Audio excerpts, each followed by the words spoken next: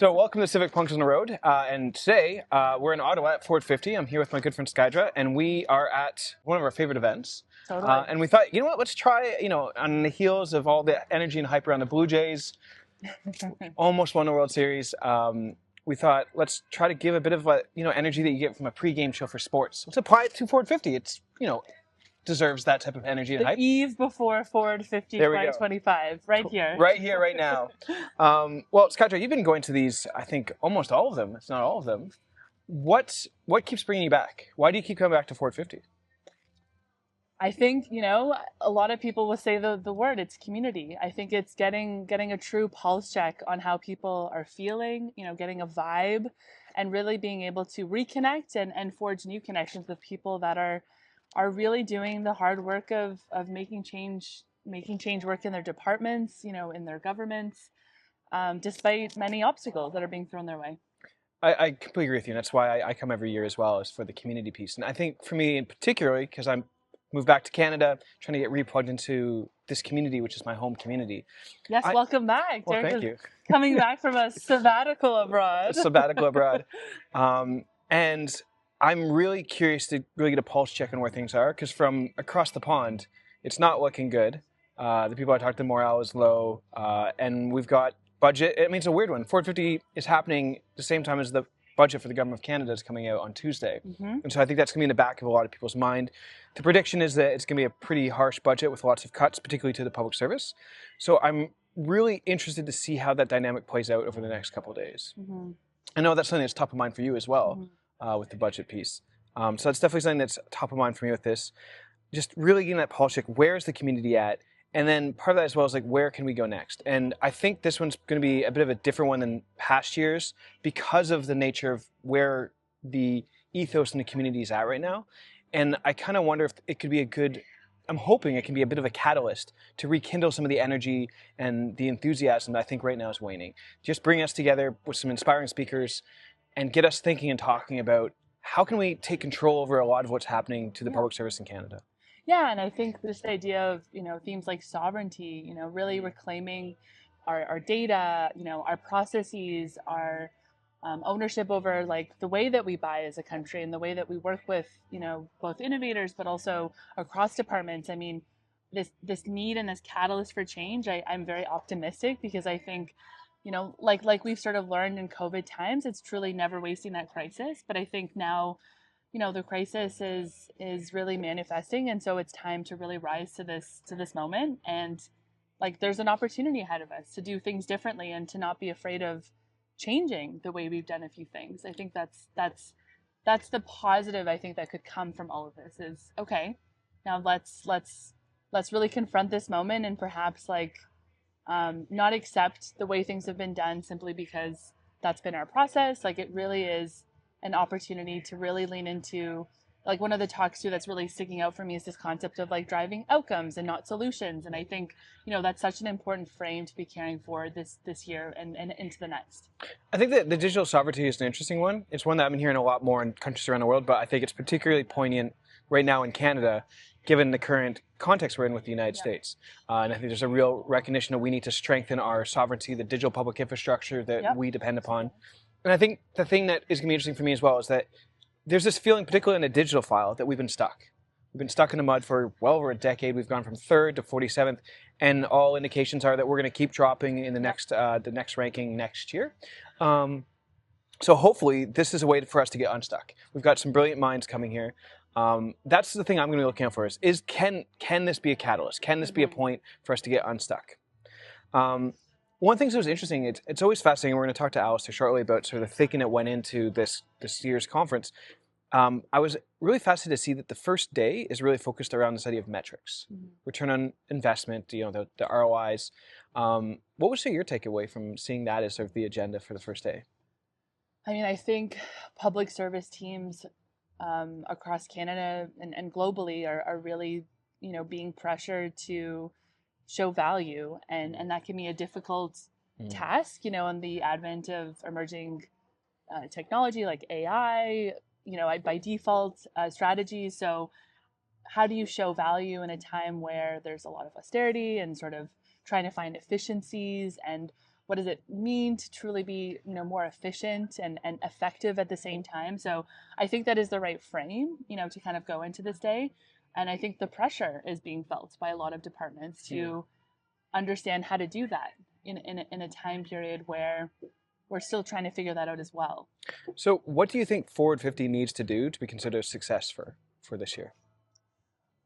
I think it always comes down to, what do we do after the conference? Are people encouraged to do something differently? Are they encouraged to seek inspiration from somewhere else, seek out another lens to their work, to, make a connection that perhaps they wouldn't have otherwise, and really kind of feel empowered to do something differently? Like, I truly feel like that's always how I measure the success of this conference.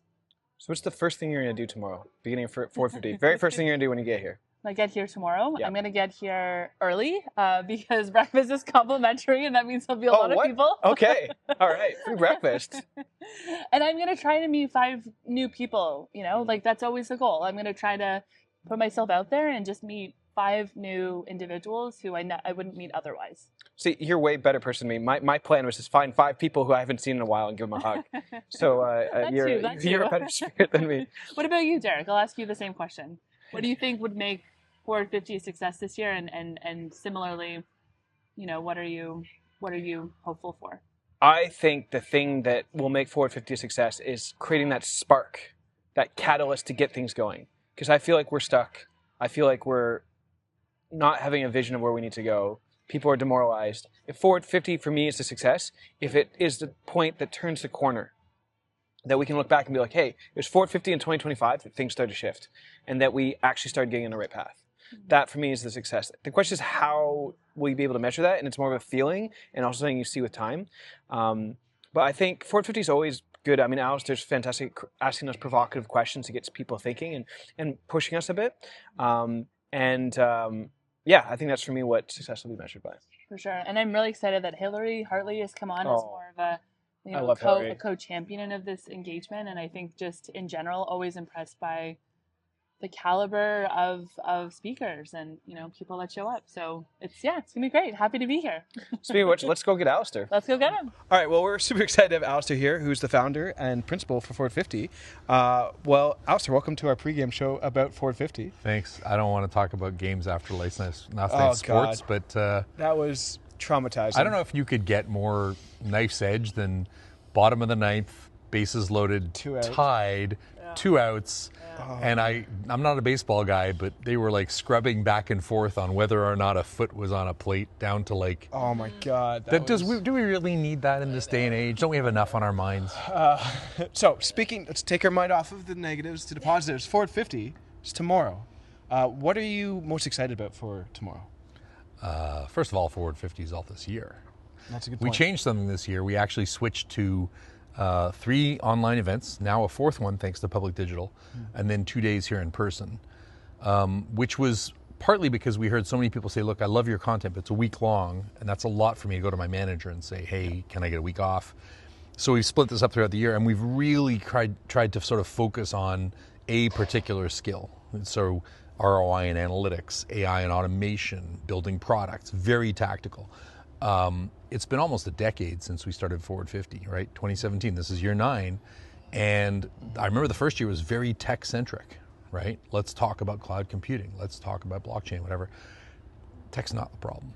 And it's been fascinating for me as someone who kind of shapes the content to try and stay true to, we're still talking about modernizing government and technology implementation, but so much of this has become very practical lessons. And if I'm being blunt, when I go look at all the other conferences out there, especially ones that are funded by vendors, it's, would you like to buy some AI today, right? Yeah. As opposed to, how do we change the law so that it's implementable once we pass it, which is the real problem. And I am incredibly grateful to the number of departments and people who spend their training dollars with us so we can talk about what actually matters instead of the latest shiny thing. Well, I guess a question I'm curious about, because one of the things, actually, I'll pose the question to you first. One of the questions we were talking about earlier is, what does Forward 50 need to do to be a success this year? I think it's already been a success this year, to be honest. We have Last year we launched Access sort of in full as a registration thing, which is our online platform. We got 4,111 people last time I checked on the platform. I think if you look at the content we've delivered this year, it's been great. The blend has been good. You know, this is a labor of love, this conference.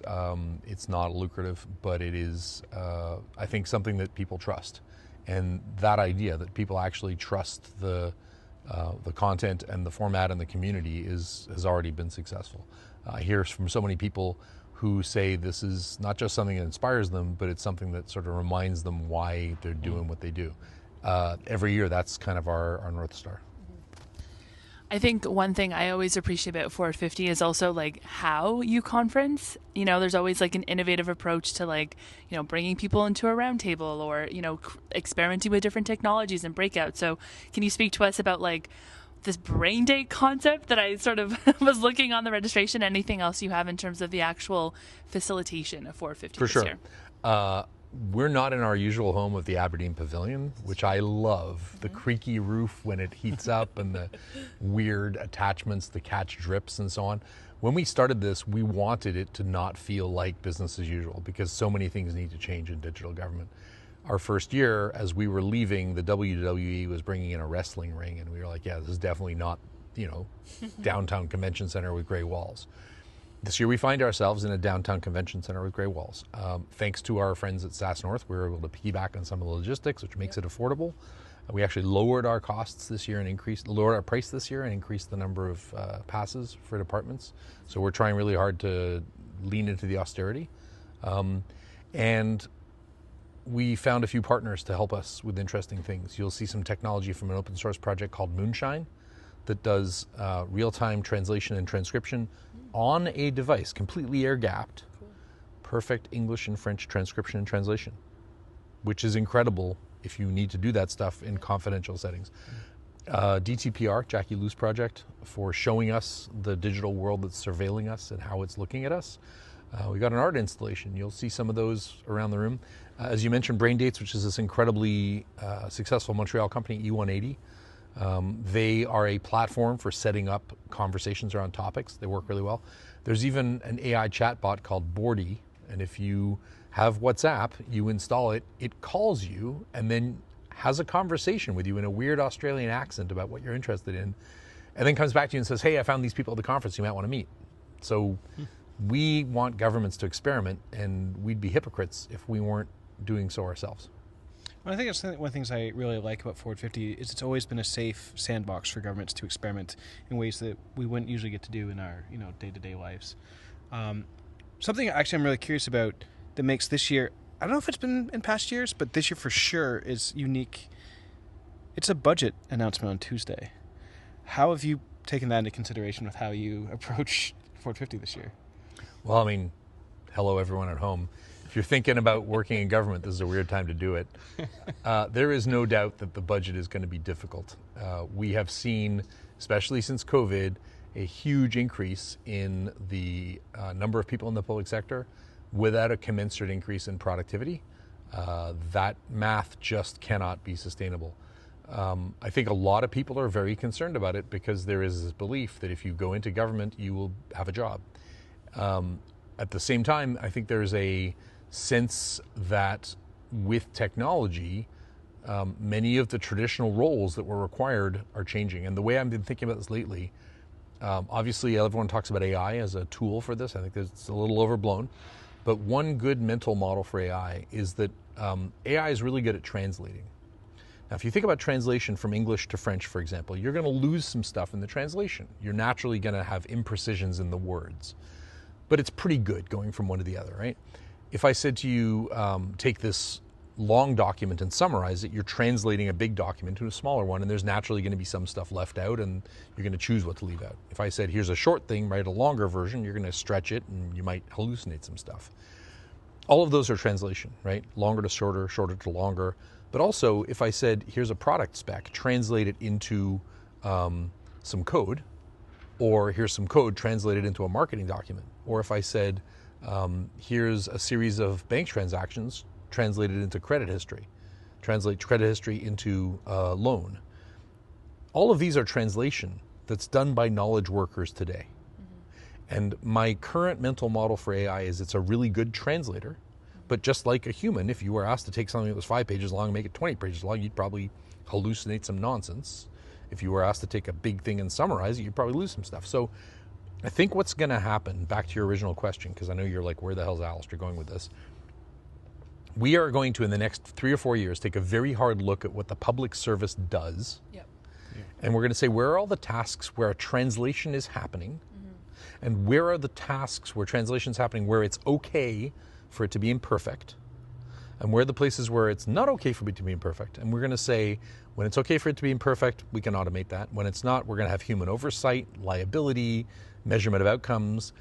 But we are going to look very hard, and I don't just think in the public sector, I think in all industry. Yep. We're going to look very hard at anywhere that translation is happening, and translation in the broader sense of like bank documents to credit document to loan agreement. And we're going to reconsider who does that and what the value of that task is. I don't know if the public service in Canada has gotten there yet, but I would bet the budget is a foreshadowing of that conclusion. That's interesting. Yeah. I'm just sort of reflecting on your point there, because I definitely feel like the government hasn't got that yet. And I don't even know if, I think the budget's going to force it, though I don't know if it's going to be intentional. I think the budget's going to make cuts, and the question then becomes, how do we make that cut? The biggest concern I have about the cuts, and I'm going to get in trouble for saying this, but I'm already in trouble for so many things I've said. If we go with traditional unionization, that tends to protect those with seniority at the expense of those who don't have seniority. And we need a lot of new ideas and possibly new skills.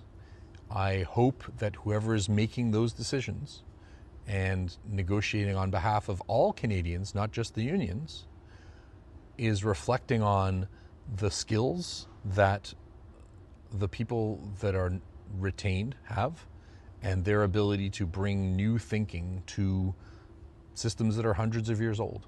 Because if we simply say we're going to do this based on seniority, we are going to eliminate many of the new voices and new minds that give me the most hope about Canada. Yeah, no, I definitely agree with that sentiment. So thinking about FWD50 the next 2 days, what do you hope people take away from the next 2 days? Well, November 3rd is about ROI and analytics. And I'm giving a talk on something called Godwin's Law, which is that once any measurement becomes a target, it ceases to be a useful measurement because people will game for that target. So what I hope is that people learn how to look at the measurements that they have and understand that those measurements are supposed to be a reflection of the outcome you're trying to get. You're not trying to optimize for the measurement. I'll give you a good example. Passports Canada, and I'll talk about this tomorrow, has a goal of passports should be delivered in under 20 days. In 2024, 80 to 84% of passports were delivered in under 20 days. That doesn't tell me that much. It doesn't tell me if, most of them were 19 days and a few of them were 21 days. Or were half of them, were a few of them 60 days and the rest were 5 days. That would make a huge difference to know that. Maybe there's certain protected classes that, from certain nations that are taking certain amounts of time, and we don't know that. There's no incentive to get better than 20 days and slide it down. So even that as an example isn't, we're not looking at metrics that are useful. And this is our data. We as Canadians pay for these services. I think radical transparency. I think citizens should be demanding every single service that's public facing needs real hard data in a consistent format that's just publicly available. It is shameful that we don't share this stuff. We have studies done about digital readiness by department that the government isn't willing to share. And I don't make any friends in government by saying this, but you got to remember, if you are a government employee, you're a citizen first. You should be furious that your own government won't tell you how it's doing, because sunlight is a great disinfectant, and we start by understanding where we are. So I hope from November 3rd that people take that away. November 4th is about policy first transformation. There was an amazing digital service that was launched recently for dental benefits. And I'm going to get the numbers wrong, but something like 95% of seniors over 65 were able to claim their benefits on the web. Now, I've heard anecdotally, and I'm still trying to get people to go on the record about this on Functional, the podcast we run, that a minister had to go back to cabinet and say, we have to change the law in order to make the digital service implementable. For example, and this isn't what happened, but for example, imagine you had to provide 6 pieces of ID for something to work, right? Then no one would use it. You got to go back and say, actually, we got to change it to 2 pieces of ID because now there's biometrics or 2-factor authentication, and then it becomes possible. We need to go back up the food chain to go to the law and say that law that you created 30 years ago, A, is unimplementable. You can't take that Byzantine nonsense you wrote and make it implementable. And B, we should now reconsider what's possible and revisit what's the outcome we're trying to achieve. Are there new ways to get there? So for day 2, November 4th, I hope what people do is that they force policymakers to consider implementation at the time of making the law, rather than making the law and throwing it over the wall to a bunch of people and saying, here, catch, try and turn this into a service. Those 2 things, transparent information so we can see where we are, and going back upstream to the policy and changing it so that it's possible to implement the thing, I think if we don't do those, we will continue to fall through the G20 and no longer be a first world nation digitally. That's great. Yeah, I couldn't agree more. I mean, I think these are pillars to having a functional civil service, and we should be demanding for that. And I think that's honestly, I think it's a great way to end. Like, I think my final question is maybe what recommendations do you have for folks that are tuning in for the first time? I mean, what I love about this community is there's so many that return, myself included, yourself included, but we also have a handful of people who've never been here, before. And so what advice do you have for them, Alistair? We're kind of unique as a conference because we live because of the support of government departments. We don't get sponsorship from government. We sell tickets. If the government doesn't find what we do valuable, they shouldn't buy tickets next year. Fortunately, many departments, even in austerity, have continued to buy tickets. And that's a testament to the fact that we are, like, you can go look at our content and people tell us they, review videos while they're working on policies and stuff like that. So we hope it's good value. As a taxpayer, I wouldn't want it to be. I think we deliver really good value that way. That means that there's new people every year coming from those departments because they got a bunch of tickets to hand out. This year, we quadrupled the number of in-person tickets for our biggest departments, which is huge. And so there's going to be a lot of people here for the first time. I would say get out of your comfort zone, figure out why something isn't working in your department or your section of government, and just find one person with one idea. You can go back to your desk and just focus on that thing. Every single government system is made up of processes that were all created for good reason. Every single one of those policies, every single one of those processes existed for a reason. Yeah. But you got to step back and look at the end to end. What's the purpose or outcome we're trying to deliver? And then revisit that, because many government systems become really good at perpetuating themselves instead of trying to deliver the outcome. And it takes an incredible amount of courage as a civil servant to step back from your daily job, which can be scary, and say, why am I doing this? What machine is this a cog of? And then try to optimize the machine. And it's only when people sort of call out the emperor for being naked, like realize that, hey, this thing is not necessary, or that it could be done this way, that we will see radical change. I think this is a time when you get to be courageous. And I would like people to take away from this that we're in a unique moment where it's okay to have some courage and to be a bit of a disruptor. And frankly, I think those are the people that will do better in the coming years. I love it. Amazing. Thank you so much, Alistair. Really looking forward to the next couple of days. Thank and you. Beyond. I mean, you've both been here since quite literally the start of this. So it's been a journey. It's crazy to me that it's been almost a decade. So thanks. And thanks to anybody who's watching. It's been amazing watching this community grow, and hopefully we're asking tough questions that need to be asked and getting the right people to answer them. So, yeah. Amazing.